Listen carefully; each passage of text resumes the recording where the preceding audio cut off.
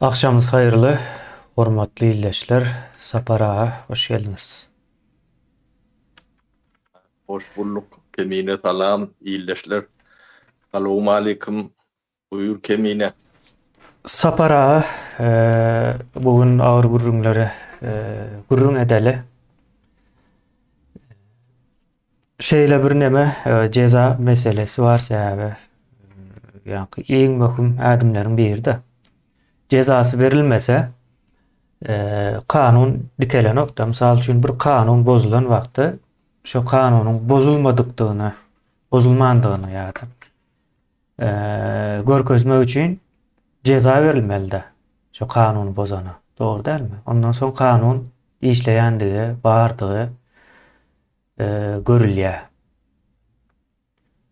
Şimdi bizim Türkmenistan täzeden guran vaktık Türkmenistan häzirki şu atqı ýagdaýa getiren adamların bir cezası verilmeli.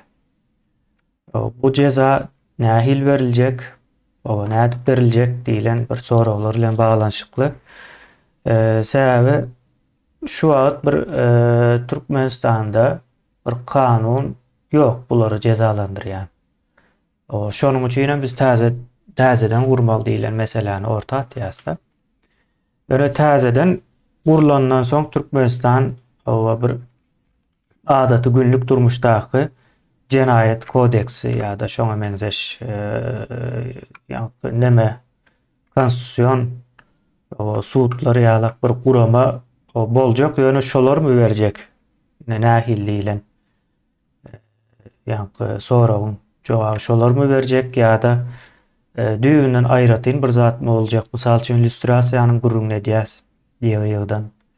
O illüstrasiýa näme buna haýsy gurama gozajak diýilen o sorawlary hem soramamyz gerekli. Soň bu sapara men bir neme aýtjak-da. Gaty giňiş bolan üçin tema başynda aýtmasam nemerek bor. Gurban ağa ýani Atabay, Ağa Atabay çykyp gurrun beren wagtlary odan depede bolýan zatlary. Soň bir Türkmenistanyň içinden bir aýal maşgalada habarlaşa geçdi-de. Gurrun berde, gurrun beren zatlary kulak çydanok, gaty elgenç, aýlanç, bir sözüm ýok da umumyň. Ýa-ni cehennemem belki onça däldir. Cehenneme gurrun berýärlerde dinler. O taýda da eýle zat ýok. Indi şonuň bir haýyşdy boldy. Eger o ceza beriljek bolsa, olam ölüm bolsun şular üçin diýdi. Onu öldürmegem menem iň azyndan şularyň bir ikisini öldürmek isleýän diýdi. Şularyň edeni iş üçin.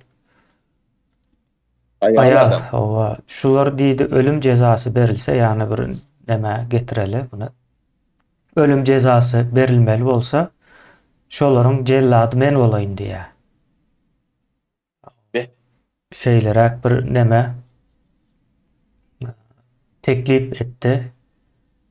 O gaty ýa-ni gurrun berýän zatlaryna gurrun bermek neme däldi. Ol adam eýýär kişiligini ýitiripdir. Şonuň üçin arkaýyn gurrun berip bildi olan zatlara. Ýa-ni adaty bir insan o zatlary gurrun berme mümkinçiligi ýok. Ýani dinleýiji dinläp bilenok da gurrun berýänem hemme zatyny ýitiripdir. Durmuşda ýa-ni kişiligini, insanlygyny,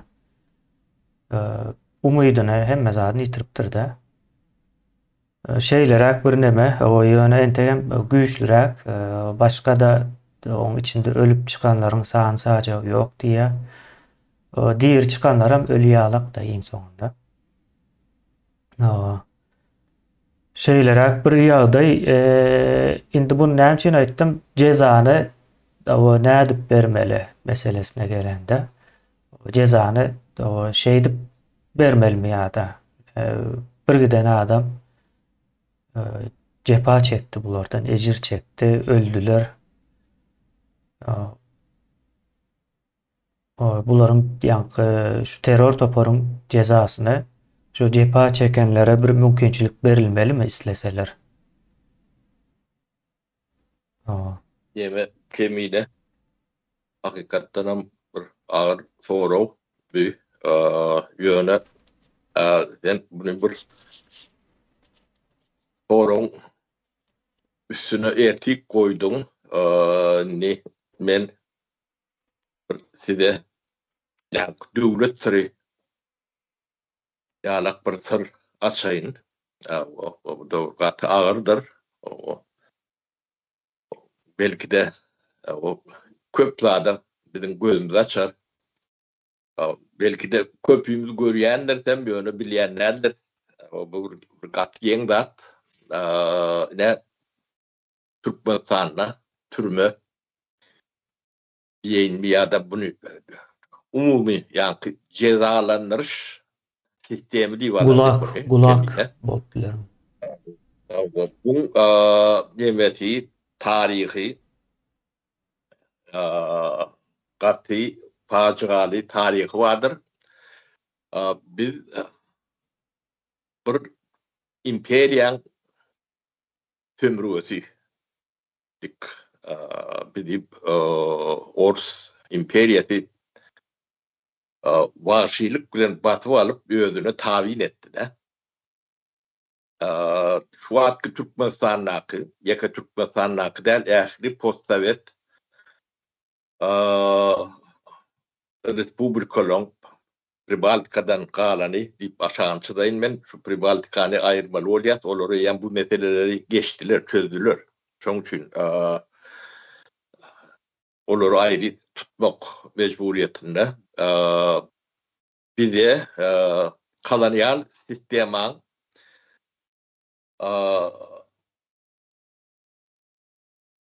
mirati yani şu cinayet bu cinayet yani cezalandırış sistemi tüydü prokuraturası milisiyeti türmeleri hem mecetin bile alanda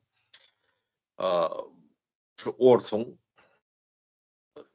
atırlar oyu tecrübe kadarıp gelen tecrübeli vahşi sistematının nemeti şunu yaşatıyoruz biz şunu ütgütmedik. Yani biz adatlığa çıktık diyeceğim. Şu sistema dur. Yeka o sistema değil başka sistemalarım dur. Orsun bu nemede eğer ulu tecrübesi vardır. Orsun basıp alan teritoriyoları Sibir'den tut Sibir'deki milletler vardır. O köprü Türk milletlerdir. O Çukçular diye, Övekler diye, Tuva diye, Yakutlar var. Ondan Beyleki Başkırlar var. Kavkaz milletler var.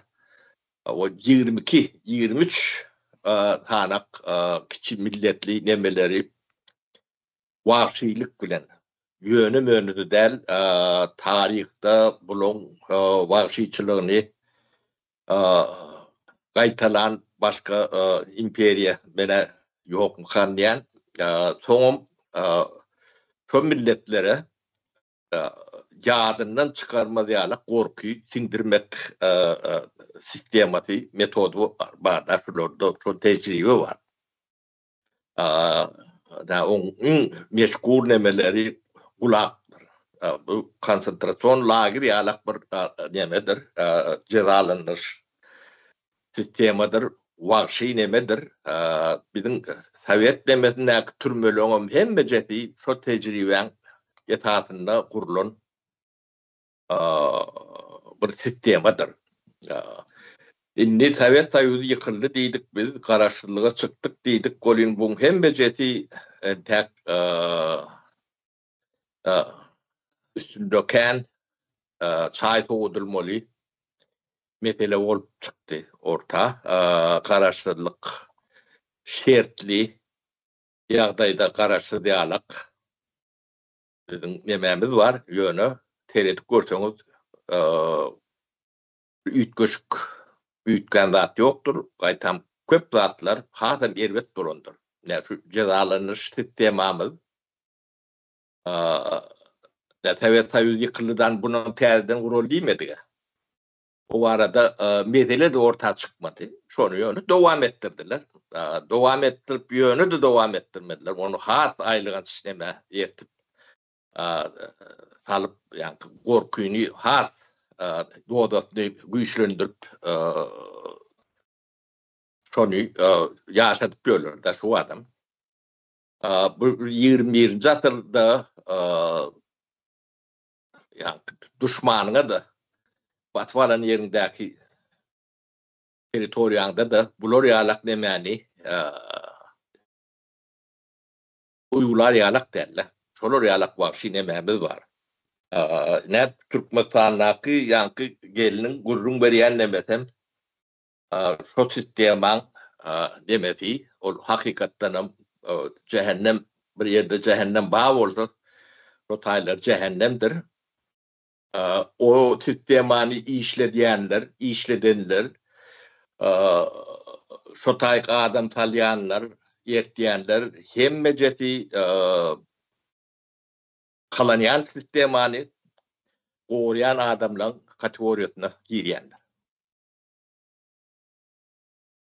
Sebebi kolonya ben tüyürmanlardım gidiyen yeni ala gitti onun yönü giden ok. Giden olsa bu da atlan hem beceti aratanılmalı. Pribaltika'da konuşuyorlar. Bunu ne siyasi iktidar siyasi baka verdi. Ne eylek sistemada yaşadık. Yaşaptır. Kuğumu, ervet mi, peydatı ne mollu, delili ne mi, o kalınısı ne eylek, bu bize geleceğimizde ne eylek tesir edecek diyen yalak meseleler hiç gündeme çıkan neldir? Sizem yatlap bilen neldiniz? O sebebi çıkmadıklardı sizem yadınıza düşürüp bilmeyen. Şoň üçin bu mesele şeyleraktır. Indi şu sistemani ayakta tutyan kuruluş olsun ya da faktiyetler olsun ya da yani idareleri olsun tapavut yoktur. Türkmen'in kolonyal sisteminde kalmasını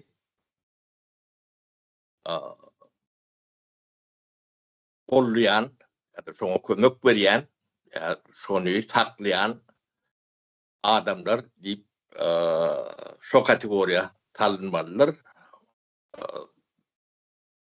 Cezatam şoňa öredir. Büyük bunu näme deňejeğimi birden çıkaramok kemine ben bu mesele bir taýinlikli etmedim. O ekspromptum elleme gelen pikirler aýp oturýar şu wagt. Biz Orta İmperiýasynyň koloniýasydygymy hiç wagt ýadymyzdan çykarmalydyk. Bunun bilen wagt gelende hataplaşmalylar.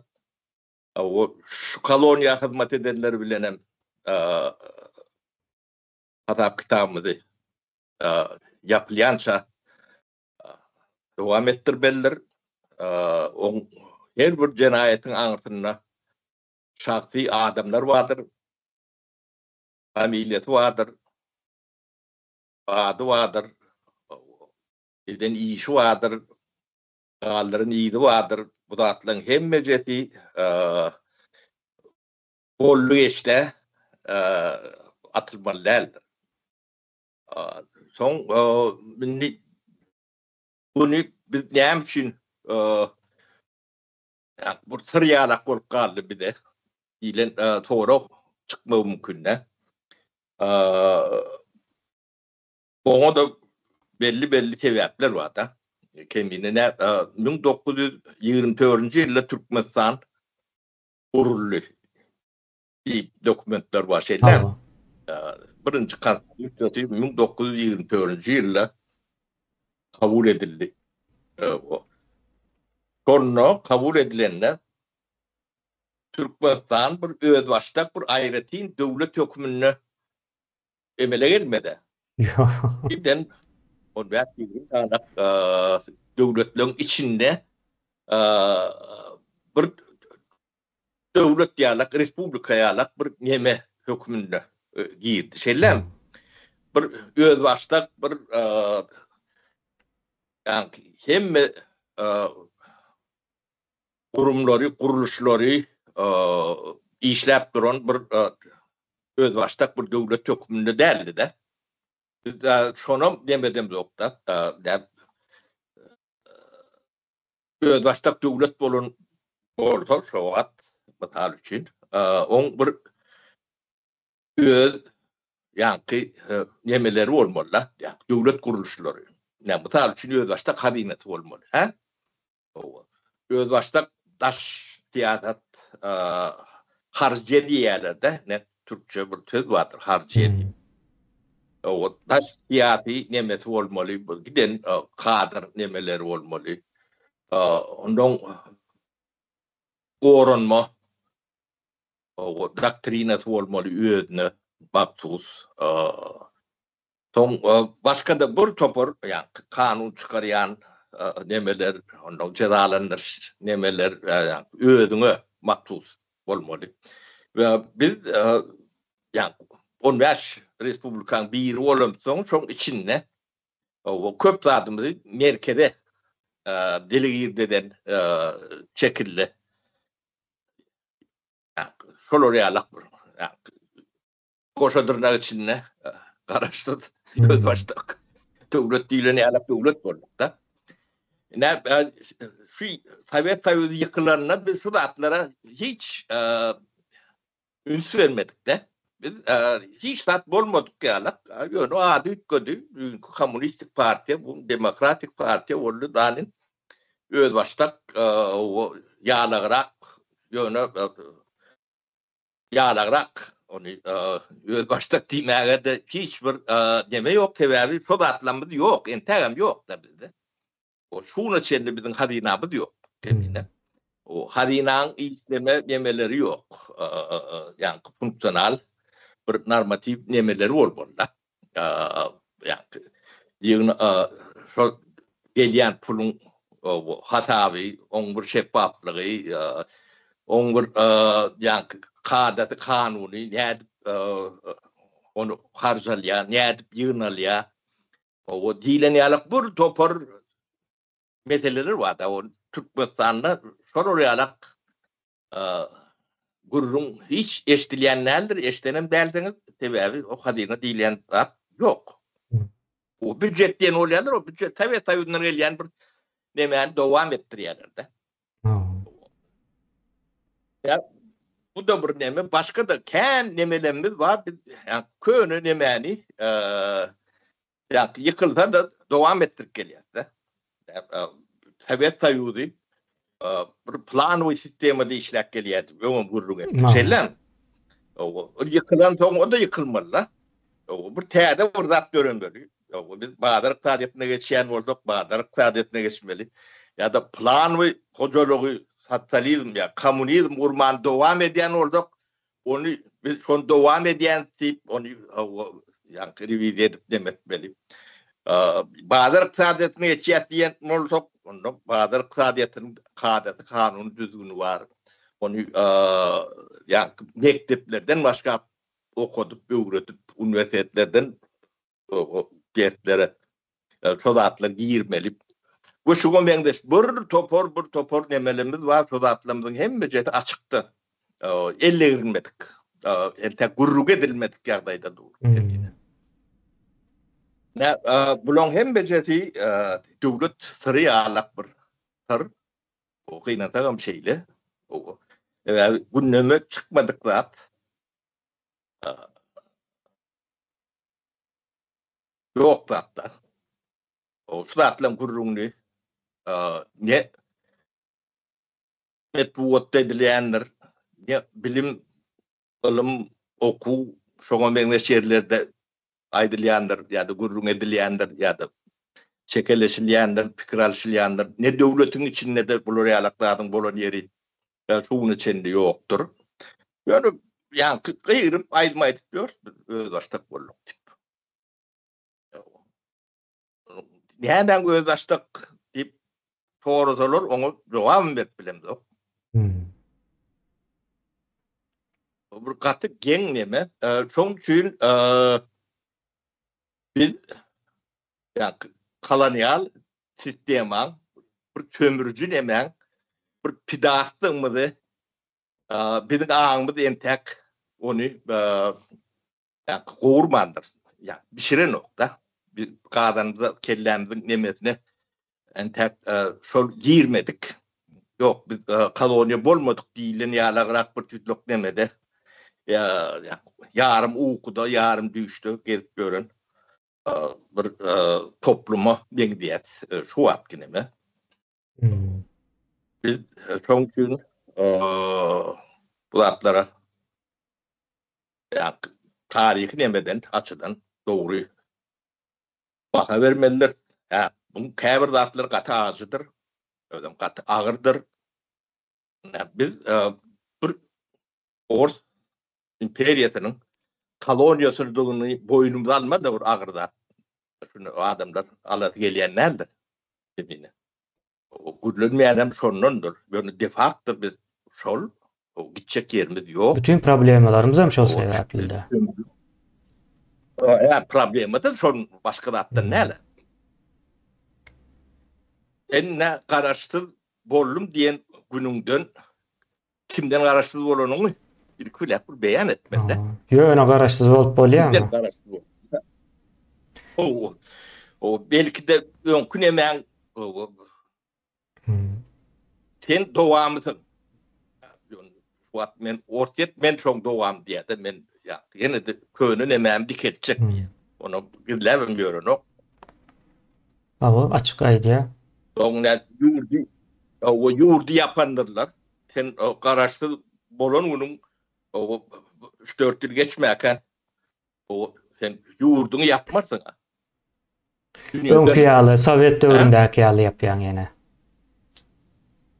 Yok ondan beter. Sowet döwründe de ýanky yapılanan bolsa ulu territoriýa ýapdy. Bir üniversite biri.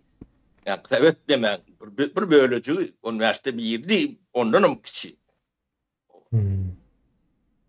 Şu taýda seni içiň daşyny yap ne mesele näyle gör.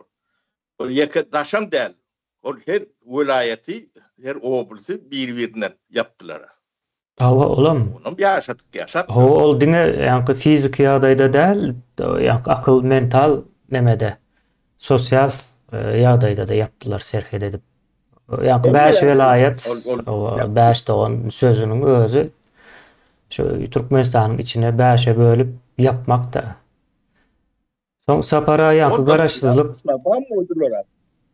Demin katlyk barlap görür. Hawa ýanky bir neme ýadyma düşýär. Niýasyň ekranda aýdan bir söz ýadyma düşdi. Ahyllylarym lewapdan gyzal vermeli diýen ýalak bir söz aýtdy da. Hamala öň alynan okdy, indi al berin diýen ýalak edway diýär. Ýöne bu näme getirýär?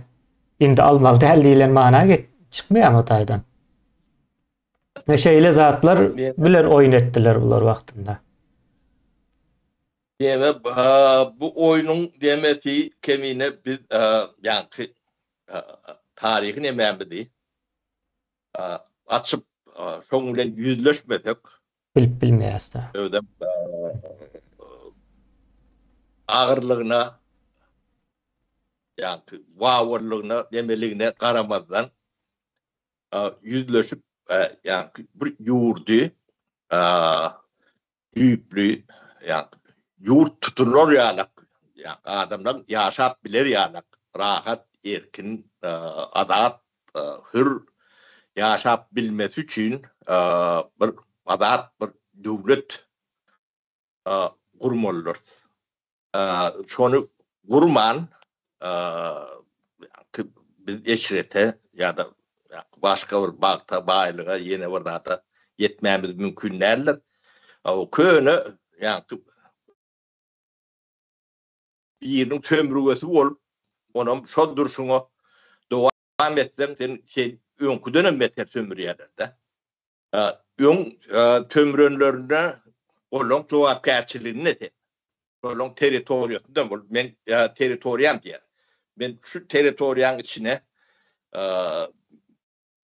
teritoriya menden hormul diye ön yani tabii yani ors nemesi. O inni o sen bana değişir diye yönü men hormul diye. Men kendine tömürcük diye. Orada da adamın benim işim yok diye. Indi ha serwetde. Ha servet.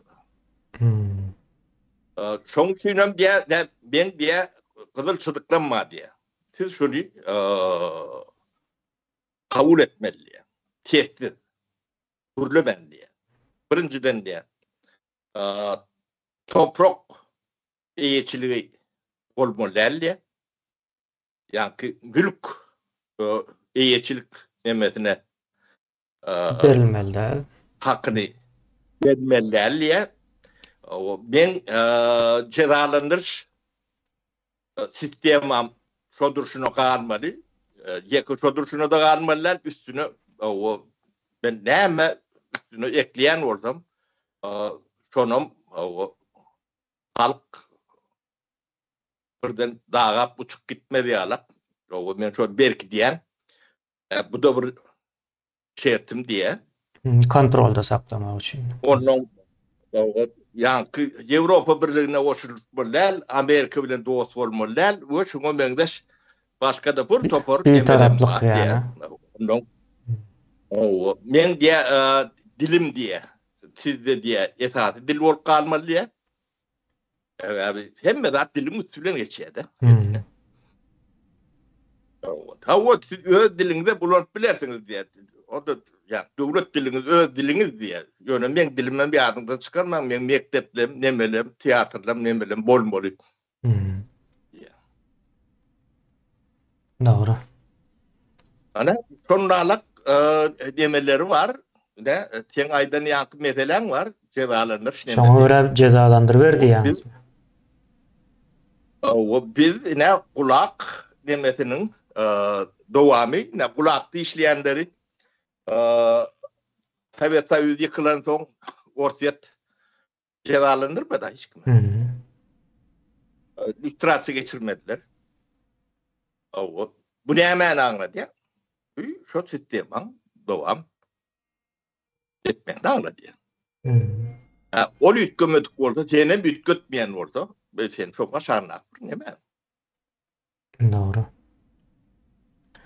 Sapara siz devam edin men şu gapy mesele deyin. Şoň üçin kemiyle Sapara siz devam edin men gapy mesele gelýän 2 minut. O yemediler, seyrediler gapyňa, ben gapyňy saklaryn berdi.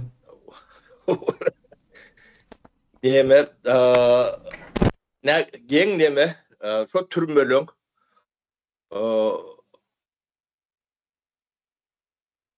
başyndaky adamyň oğlum da sizin yemeğinizde başınızda oturuyorlar şu an. Bu da bir yani bağlın bir de ödül eden mi ya da beren mi demesi boşadırın içinde ne umatı yani Berdi Muhammed'in kakası bu türme başı bayal türmetinin o da şu an sizin devletinizin başında bu bir yani Türkmen'in bağlı koşu çuvanı alak nimeti var da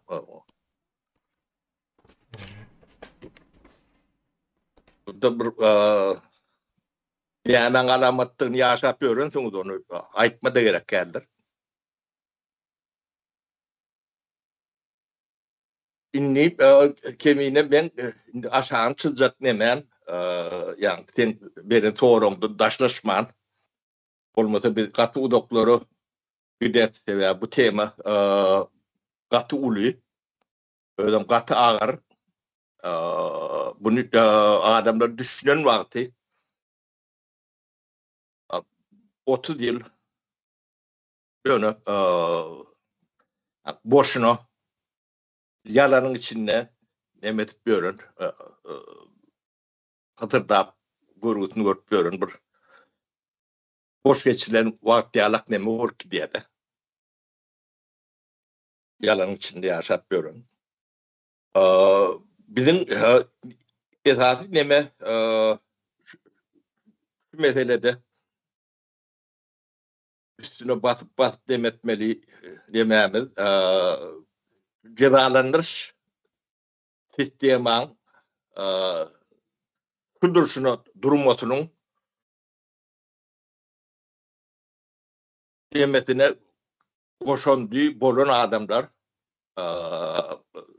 sizin kul olmanızın tarafındaki adamlar deyip şunu kabul edip o cezalarına çoğuna göre tepkitlemeli oluyorlar kemiğine. Neme dağıdı? Bu cezanı yahilik tepkitlemeli ya da vermeli değildin de onu ne çok doğduğun içinde ya doğduğun içinden geçen adamlar vardır. Bunların yahilik cezanı vermeliliğini şolardan ovuracak yoktur. Değme yaşamlarını bilirler. Bu şuları inni kitaplar Türkmen topraklarını şuları yalaklardan kaykılanmamızlığı için şu pidalan eline versen yani ağır başı adaletli olmayan yani kendine. Adaletlilik meselesini gözünüze tutuyanızda. Dayda. Hani diyeme başkaça bir yemeden ok, işleyen ok, onun tuğutlaması var da. Yani biz Orsiyet'te bu dağıtları görüyoruz da. Orsiyet ne postsovet ne medinin prava priyemlik değil ya da. Şunu en neme diye de. Doğakkari, devam ettirceti men diye de. Dine oğulenen varın ok. Ben yeni de diye köyünün emeğimi diye imperiyam dikelecek diye de. O tayyüzü bilenemin işleri yok. Ya bu Rus imperiyasını ben yamaç karnına teritoriyamı O dikelecek. federasya diyelerden Bu ne ya mi o. adını dürül deme koyarlar. Yani ad deme bilen ol mantıklı nokta. Son Orsiyet lüstrası geçirmedi. Şu cinayetler, edilen vahşilikler Orsiyet'in türmelerine şu adam devam ediyor. Bunu devam ettirmeye de mecbur sebebi Orta teritoriyatına, Orta imperiyatına yeke bir millet ya devletçik ya da atanlı halk meyletin giren yeri yok. Hem de dine kanın ölümün, zulümün etatından irdildi. Onun yönü dil bilen meyletin ne Türk matana meyletin irdildi değil ya da. Meyletin adı yoktuğunu onu özleri maydı batıyor. Beylekleri ha hemmeter. Şu Sivir'deki halkların kırılışını, nimetini dağı adamlar yazmalı nimet tapan okur diye de. Hatta ağır olmalı. Beyleki orta denemelerin hem becerdem o kırgınçılığın memen üstünden geçti olun yönü. Şu Sivir'deki milletler var da. Bunlar da yönü katı nimetlerden. Şu an hem becerdin adı Kolya, Vasya, Petiye orada da Yakutlu'nun bu alan nemeleri, atları, orta atları, orta nileleri nemeleri. Dili de adam yok edildi. Hem de adam yok edildi.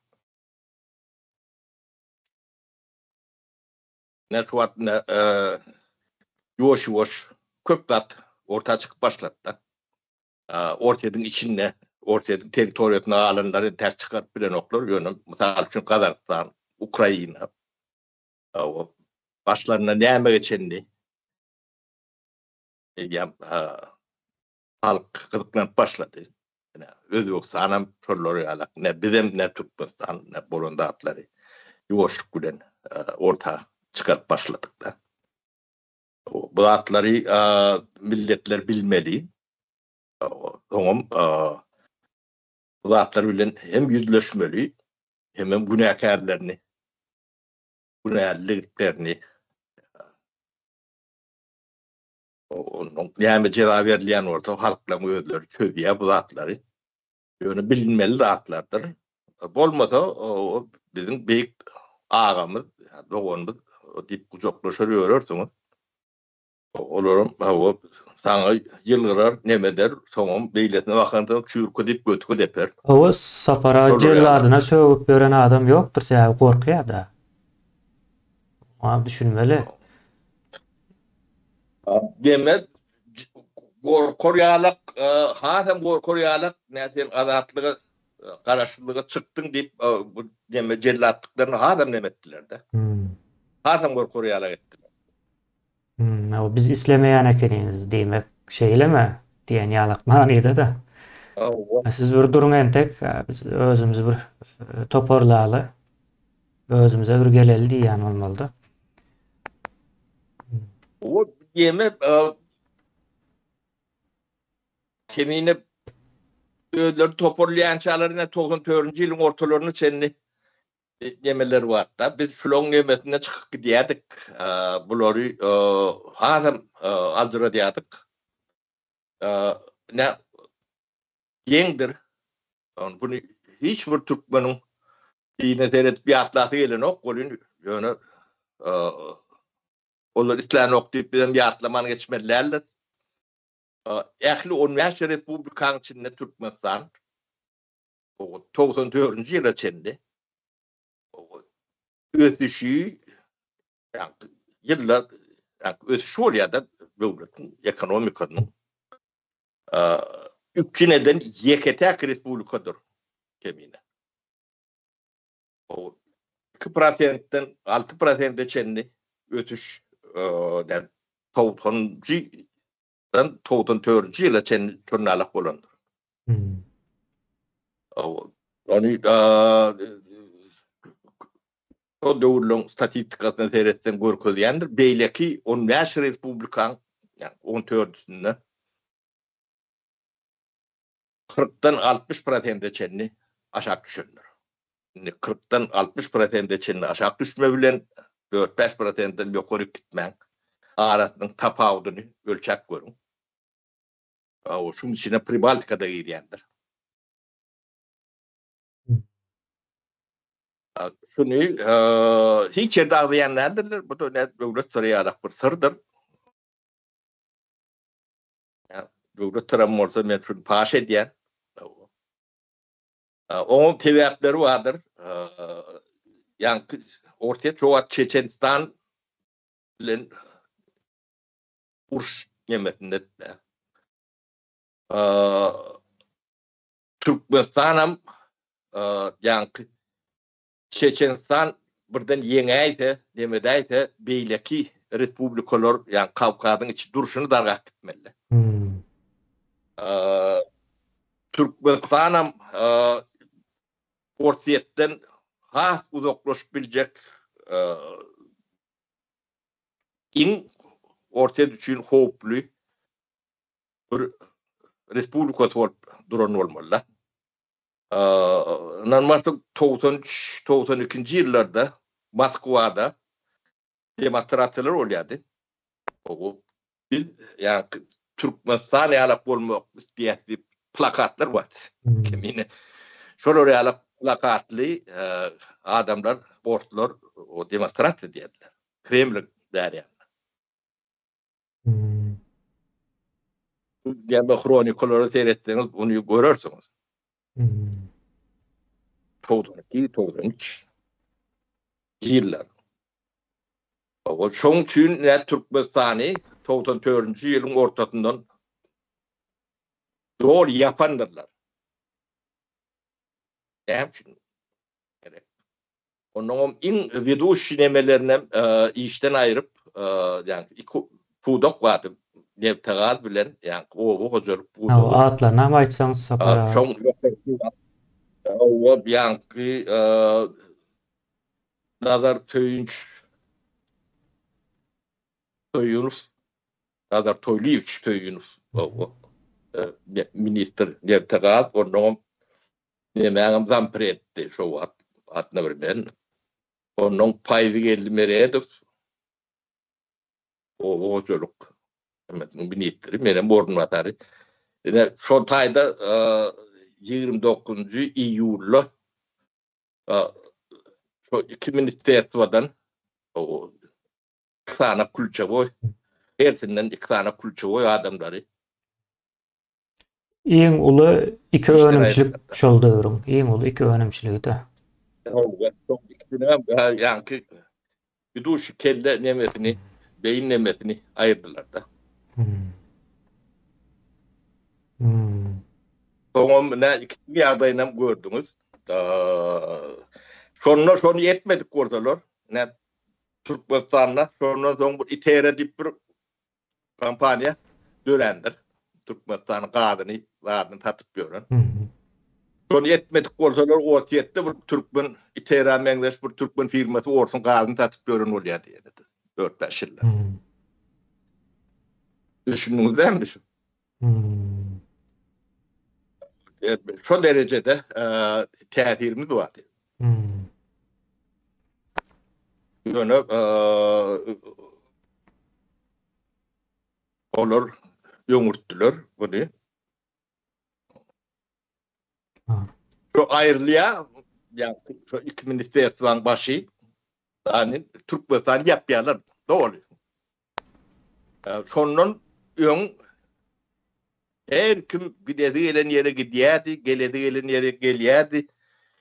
Yurdun içinden çıkmalı, gelmeli, nemeli diyen problema düğümleri yoktu.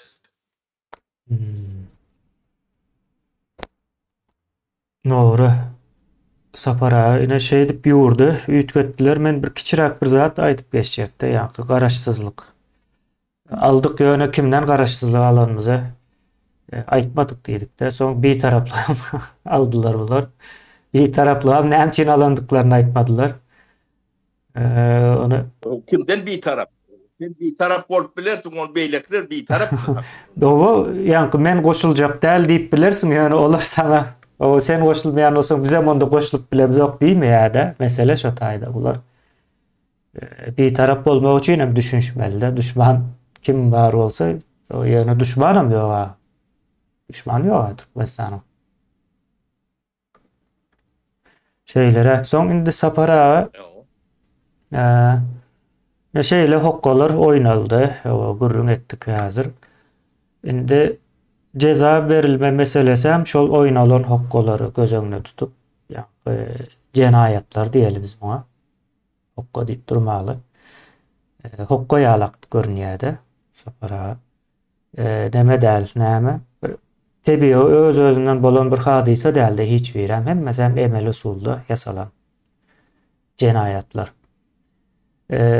Bulary o göz öňümüze tutup o ýanyna da adalet diýilen düşünjäni getirsen, o jezanyň nähili önädip o keskitlenjegi hem şonuň esasynda ortağa çykmaly düşünüşimiz boýunça. Ya bular indi eden jenayatlaryny özleri bilýärmi meselesi çykýar şu taýda bizinde köp zatlary gurrun berýär, ýoşluk bilen jemgyýet hem o düşünüp uğradı ýa-ni näme diýene. Ýöne aňyrdaky jenayet edip görenlerin iň bärkisi bir doktor. Bir doktor gaty bilinçli bir bolmaly-da, ýa-ni özüne näme iş edýändigini iň gowy bilýän adam doktor bolmaly dünýäde. Ýalňyş ýerini kesse öljegini bilmeli. Doğru hem yanlış derman verse öleceğini ya da ona ziyan vereceğini bilmeli hasta. O yani bular doktor däl diýen bilen oklarda mysal üçin jenayet edip berler. Ya da bir polisiýa özüniň o polisiýadygyna ynanýan bolup biler. Saparaga. O ýöne edýän işleri o polisiýanyň edýän işler polisiýa jemgyýetiň içindäki düzgün tertibi ve howpsuzlygy üçün etmeli bir adam da. Bir jenayet işlejek bolýan bolsa şoň öňüni aljak bolmaly. O jenayet eden bar bolsa şonu gözläp, izarlap tapyp nemetmeli. Ýa-ni polisiýa sözü, ýa-ni polis sözü bir şäher manysynydan gelýär. Şäher manysy grekçede düzgün tertip diýmek.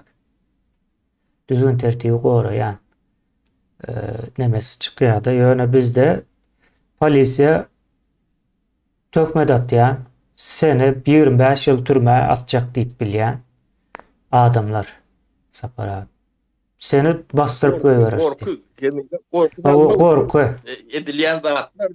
Ýa-ni gorku berýär-de howpsuzlygy üçün etmeň ýerine howpy üçün edýär bular sapara.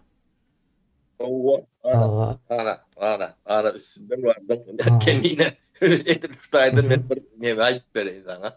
Erteki diyen o hakikat. Anekdot olsun. Hakikatları ertek.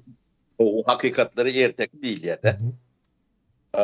Şular 1994-95 yıllar yurdu yapıp başlanan adamdan yararlarını yığınap başladılar. Av tüpöňlerini jendi. Şoňa çenli adamlar öýünde av tüpöňleri bolýardy. Benim bir avçy. 6-7 sanak belki de köprä bolmaly, ýadyma düşýäni 6-7 sanak av tüpöň var. Dürlü. Daşary utulun içeri utuluna çenli. Pompolundan ýa-ni 10 viratarna çenli. O Elmidamada ýa-ni garajymda ýa-ni oksanýan uly ýa-ni goşa nemeli ýeşikler bolýandyr. Şoň içe Elmidama okdan boldy. O ýöne 94-95 ýyla çendi Saparaga terrorist bolup adam öldürüp diýilen demäni eşitdenlersiňiz. Beýleklerden ýa-ni av tüpöň saklap göründir. Adam öldürüp adam orkutup diýilen ýagdaýyň bolan ýerini tutmak sanna bilýän adam ýokdur. Olur ýalak ýok da.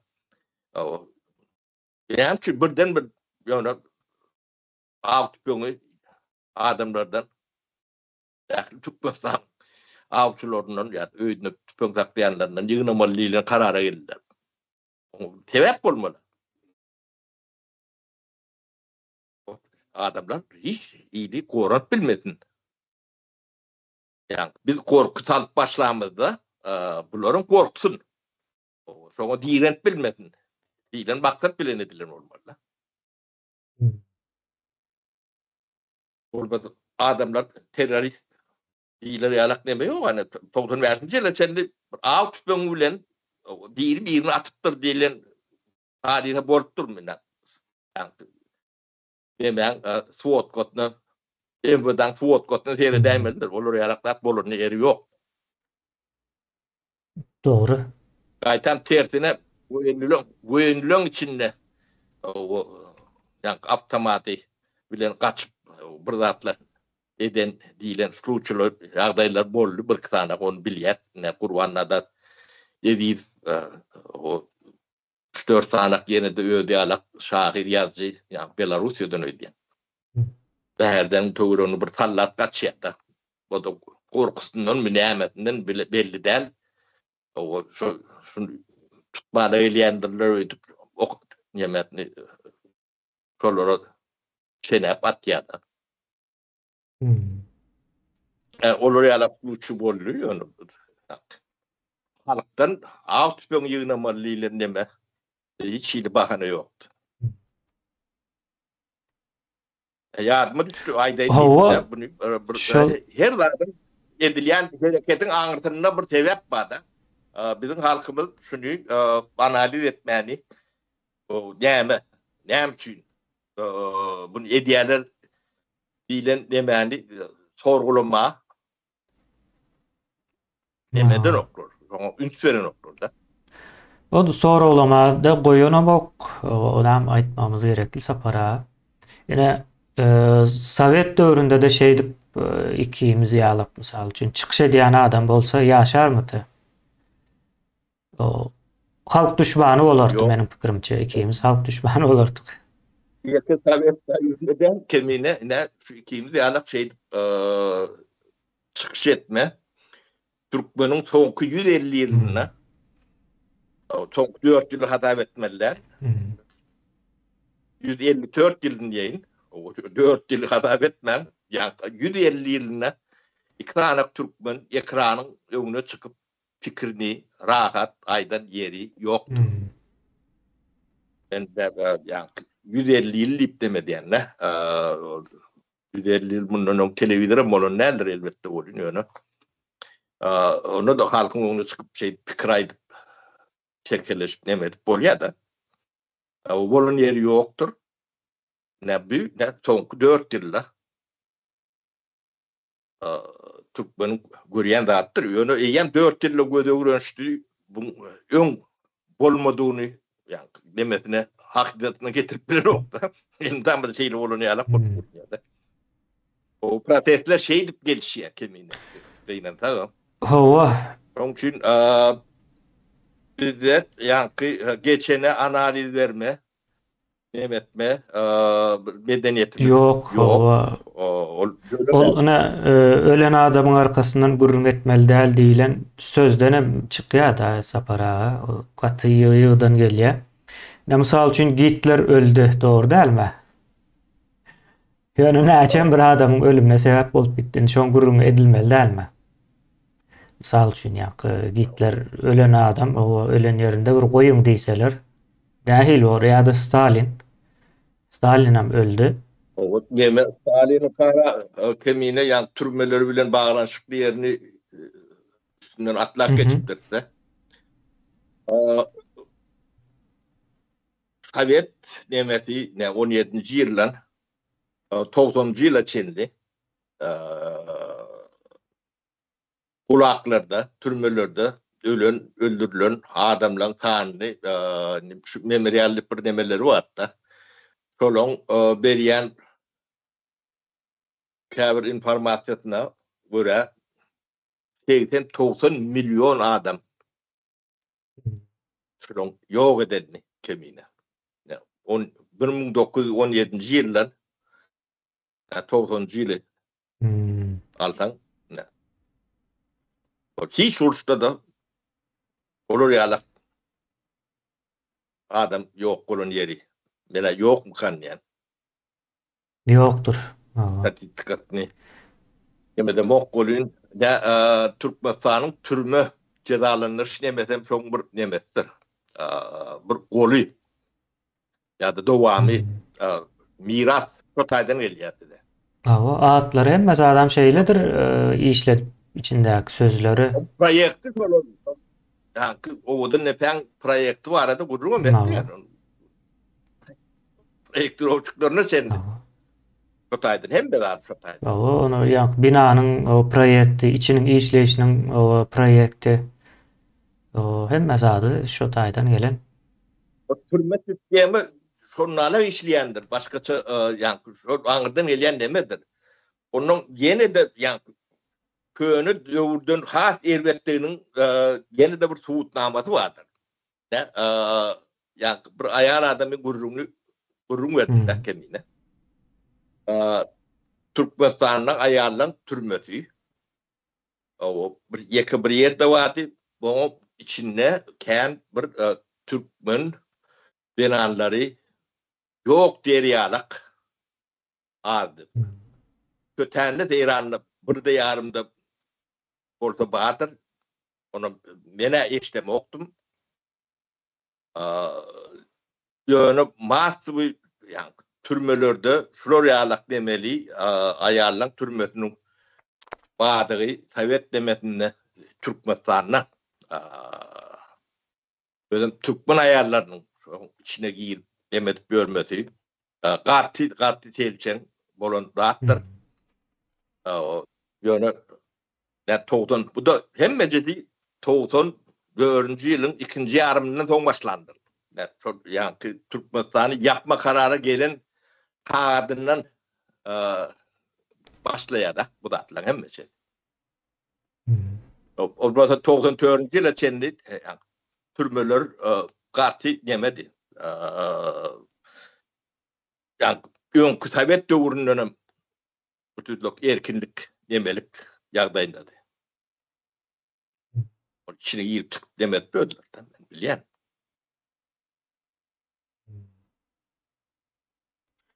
O sapara şeylerek yankı bu cezanı alacaklar ediyen o cinayetine. Yankı düşünýär mi diýip berilýän soraw nemeden däl yankı näme? Düşünmeýän bolsa bilmedik bolsa da yankı bilmediğe bela ýok diýen söz bar ya. Ben günahını yenileştiren o. Bilem o bilmek ten eden günahını yenileştiren o. O yeňilleşdiren ok. Iň soňy onuň matematika tarapyna seredilýär-de. Senin eden hereketlerin ýurda 30 ýyllap ziýan berdimi, bermedimi? Diýilen o soralyp şoňa görä seni terezinin o gapdalyna goýuljak-da. O agyr gelsen işin gaýtdy, eden işlerin agyr gelse ceza nemesinde. Şeylere bolmaly. Soň Bunu düştür yalak kemine gıyıkırak ne bir cümle kurmalı mıkan biz kolonyal sistemadan çıkmalılar, azatlığa çıkmalılar. Şu at rejim bugünkü sömürü yani kolonyal sistemanın devamıdır. Bunun için isteyen kabul edin, isteyen etmeyen bu yani de facto bolyan ýagdaýy üýtgeden o. Buna tutnama çapjak bolup ýa-ni emetjek bolup özüň aklajak bolup o çygyrmamýar ben. Bu bolup duranda da. Buna müňlerçe tutnamasy bar. Bireden elini uzatdan şu taýdan alyp çykyp bolýar da. Ya Türkmenistanyň ýakylmagyndan gorkuň nemesinden çendi şonalak. Birden gariplaşmakda çen. Haýsyny meseleni alsam elini elýändir. Şoň üçin siz şu sistemany gorlayan bolsaňyz, kolonyal sistemany siz gorlaýanyz diýmekdir. Hemme cezasy bar. Bu halk bugün bolmasa ertir Gökban azatlyga çykýar. O çykjagan bir kuşly. Yani görünüp duranda da bu ýagdaý beýle sürdüriler ýa-da däl, sürdürülüp bilinen. Buňa milli duýgularyňyz oýanyp düşünüp biz buňa düşünýär, şoň üçin täze neme guruji meclise ýa iktidary teslim edýär, berýär diýilen mesele var. Ne şol in dogry çözüm. Buň başgaça çözümü ganly, yaraly bolýar-da. Ne ýa-da beýdimizden ýa gelinimizden mysalat cezasyny ben aýal adamym bolsa ben berjek diýär-de. Olar ýalak ýa yüz miňlerçe, belki de milyonlarça adam var. Ya şu variantı seçmeli ya da öz yurdunuz, öz milletiniz. O benim şu bir parçası olmak isteyen deyip yani demeni kurucu meclise teslim etmelidir. Devlet tereden kurulmalıdır. Bu devlet kurulmadıktır. Biz köyünü yani ömrüge ne ben devamı on devam et bilmeye.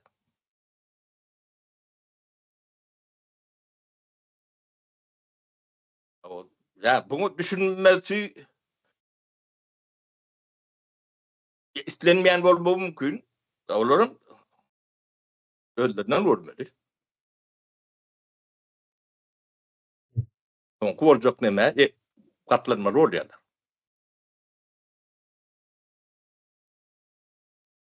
Entä bu illüstrasiýa kän zady ortağa çykarar kendine. Gaty kän zady ortağa çykarar. Aşaklara miner, Sovet demesiniň, ýa Ors başçysynyň gelýän taryhyny çenli giderler. O zatlara çenli ortağa çykar. Aýaýdyň bolar. Sebäbi birden müňlerçe, belki de 10 müňlerçe, 100 müňlerçe adamyň ýyguna nemetini dönüp hiç zat bolmadyk ýalak ýugdun nemet bolmada. Millete bolup bilmeýär o zatlar ýani. Hatırlamadak. O zatlar bilen ýüzleşmedik.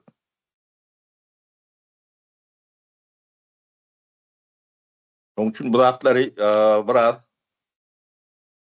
o agram boldy. Hem urunletmeler, hem ortağa çıkarmalar, hem yani düşünjämizi bu bolýan zatlara kän düşünmändir diýenler kän kemine. Gat kän gawat diýen. Bu zatlary işini ýaşap ýörsem görmändir diýerler-de. Ýöne ol görmändir sidi günälerden, nemelerden ýa-da görgülerden baradidan o. Nime çekip ýörsin.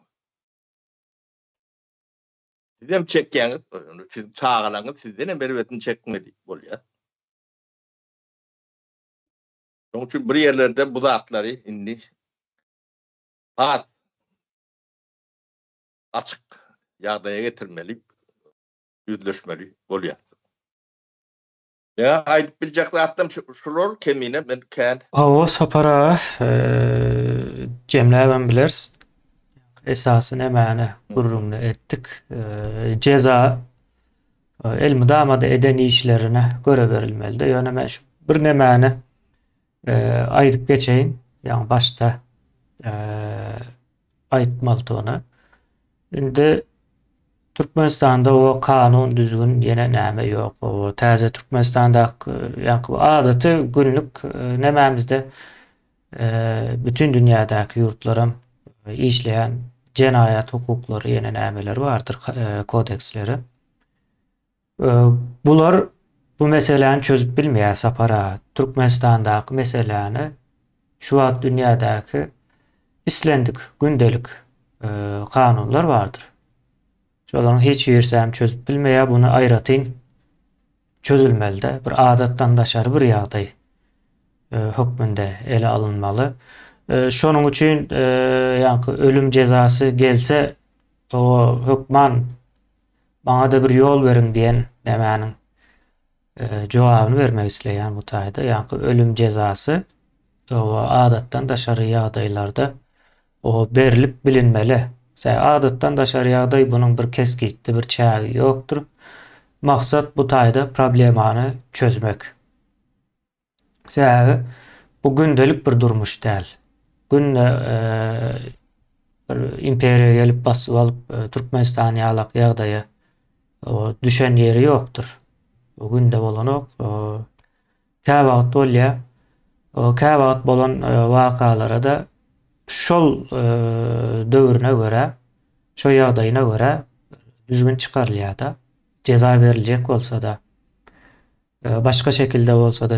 Bularyň sapara hemmesini Türkmenistan iň soňy tutsak edip bakmak islemez halk. Iň soň halkyň salgytlaryna bakylmaly da. Türkmenistanda onuň ýalak bir türme nemesem bolmaly däl, tutsakxana düzgünen bolmaly däl. Bular ýalak türme bolmasy bolmadyň öz jenayet.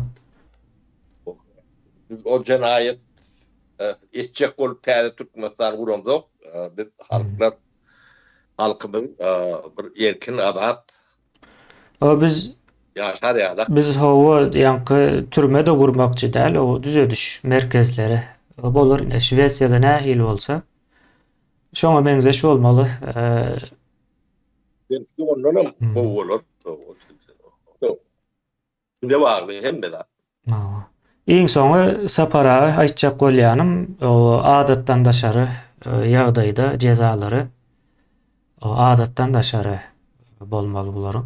Başgaça bulary jezalandyryp bolanokda sapara bir ýurdu, bir halky çökörüp, zulüm edip, tozdurup o izinden hem o näne Bilmändir. bilmendirs diýip bolanok bulary ýanky gerekli we ýerlikli jezasyny bermesen bize näme diýerler? O bir samsyk millet eken o diýip bilerler. Ondan soň has o taşar ýurtlardan ama o hyjy artar. O Türkmenistany ele geçirseň hem o hiç zat etmeýän ekenler. Yerine gelmeliler. Şeýle soň ine şu imperiýa hyzmat edenler o bizden däldir, Türkmenem däldir. Halkyň bir bölegi däldir. Biz şoňa düşünmemiz gerekli. Yine polisiýa däldir. O size zulüm edýän bir terrordur. Türkmenistandaky polisiýa. Agzyndan eşdýän zadyňyz seni 15 sutka basaryn, sen 25 ýyl bererin. Çüreden diýen ýaly gorkulu sözler ulanýandyr. Bir polisiýa o söz ulanmagyna hiç bir haky ýok. Polisiýa bolýan bolsa edene polisiýanyň gurrun edýäsde doktor ham şeýle, molim ham şeýle sana çäre görerin diýip gören bir molim bolup bilermi? Ine çäre görerin diýär okuwça. Ýa-da ine geçenki nemede çärjewde berilen habar boýunça okuwçylary näme gawap goýýarmyş. Kiçijek bir otag barmyş. O mektebiň ýakşy sınıfın nemelerinin durýan ýeri bolmaly, abzallar mıdır, näme midir? Şo taýa gawap goýýarmyş. Çağlary. O çağlarym saparagy 3-nji sınıf. 8 ýaşlaryndaky çağlar. Ine şeýle Ýa-ki Sovet nemeti adamy intanlyk nemetinden çıkaryan yerler var da. Bir gapdaly ýa-ki medalyň bir tarapy ýırpylap dur, beýleki tarapy, garanky tarapy var da. O aýlygan adam derler. Adam tiňekçede ýok. Kulaklarda bolan adamlaryň hekaýelerini, zatlaryny bir dinläp, okap, gyzyklanıp görüň. O taýda milyonlap adamlar tiňekçede ýok. Adamlaryň tünkünden ýa-ki demir ýoluň şpalyny nemeder ýalak batka adamlaryň tünküne atyp üstünden şpal geçirilen ýerler bar Sibirin içinde. Adamyň hiç bir degeri demeti ýokdur. Ne Türkmenistanda da edir şo met ulanylýandyr. Türkmenistanda adamyň degeri ýa nolunu maşagy indiripdirler de. Adam da imtihan nädler. Gürleşinden başlap ýa türmetine çenli. Hemme ýeri, ýa-ni ýerin kurnalak. Onu çok hemme jetin 94-95 ýyllardan başladylar. Adamlar ýonu bunu görüp demeden oklarda gözleri uğraşıp demediyen bir onu düşünür ya. öwreşdirýärler o. O ne elementar neme adam ölenini yani nekrolog berilýär da gazetlarda, jurnallarda gatyken edara diýişkäri ölenini şoňa bir kıymet çürler da. Ya da topor ya da dost ya da bile işlerini ya da bile okani Polatlara çenli yok ettiler de adamın yani hatira nemeleri de önemli de Yani hiç tatlıyalak kabul ediliyor da. Bu dünya yönü ot diyalak gelip ot diyalak geçip gidivermeli değil deme yok abi. Yok. Sovet demesinde de bu lokan bir değer verilip bölünü oktu oynuyor. Çocuğa da atlar var. Şu atlarını sen yok ettiler de. Gözümüzün haline ettiler bu atlar. O biri beyik olmalıymışsın. O kalana hiç satmalı. Değil de bu kanun var mı?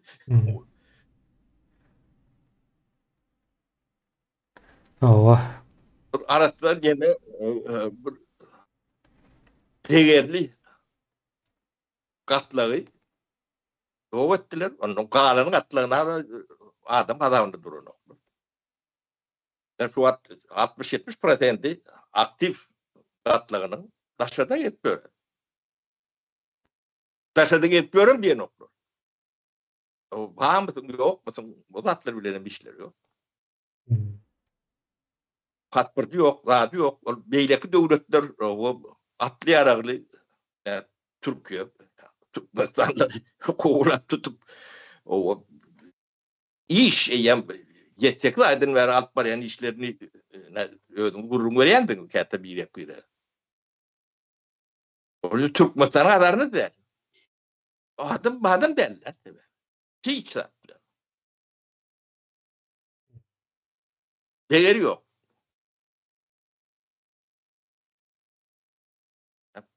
Bunun yaşayış olmadan. O eline pasport yok. Bulmanla neyme değillerini yalan. Sonra cevabım veren okurdu. Olmasam hükümet bağ olsam bizim şuraya problemimiz yok. Kağıdımız yok. Onun için pasport yapıp bilemiz yok. İmerler bu tarz bir şey aydiyanlar ben. Ya da çırnilimiz yok. Sotay kol çekip bilemiz yok. Surat alıp bilemiz yok. Onun için pasport yapıp bilemiz yok. Ya da beretimiz gelin yok. Plat değiller. Hiç zaten bir yok. Yok. Yok. Böyle Elim, bulup göründe atlar elim yönü biz bulon elimliğine seyretmeliler. Biz işimde etmeli. Yurdumda vurmalı. Bu dünya ilk defa gelip bulunu kemine. Yani bizim halkımız şunu bilmeli. İlk defa gelin adam yok. Satışım yok, duşum yok. Bir defa bu dünyaya geliyoruz. Bu adam yalak yaşak gider yalak. Yakan edinmeli.